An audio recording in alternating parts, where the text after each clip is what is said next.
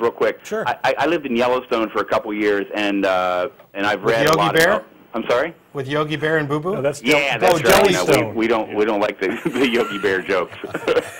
Sorry, couldn't resist. Yeah, but I've read a lot about wolves and bison, and wolf packs are absolutely structured with crime and punishment. I mean, absolutely. The alpha punishes, you know, any wolf below him for all kinds of misdeeds and crossing the line and all kinds of stuff like that. And there's an absolute ironclad morality about wolf pups, and they are, you know, they're the treasures of the pack. And any member of the pack that betrays that is cast out of the pack. In fact, literally, you know, sent away. Same thing with bison.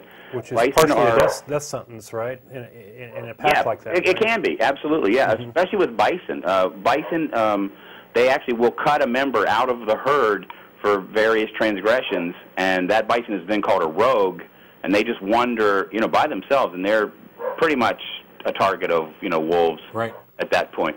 So anyway, yeah, just read any of the wolf or bison literature, and you know, there's animal morals galore in there. Cool. Yeah. Thanks a lot, Dave. Appreciate it. Take care. Always good to hear from you. And the strongest case you can make, I think, is for the great apes and the so-called higher species, the ones with more intelligence.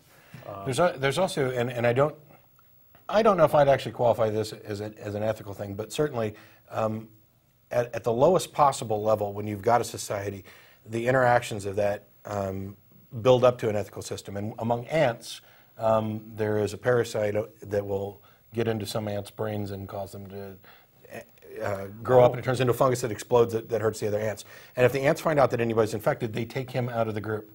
And while that doesn't actually really become a moral or ethical type situation, what it does show is even at the insect level, even at the base level, the idea of evolution can exert a very powerful force on behavior. And and how we can construct a society with rules. Now, just because they're not a democracy and they don't vote and have a court system doesn't mean that they don't exhibit something that we can consider ethics and morality. But we got way far off on that anyway. Yeah. You want to do let me do one more vignette. We're running low on time, but this one's pretty good, I think. Let's talk about the redefinition of death.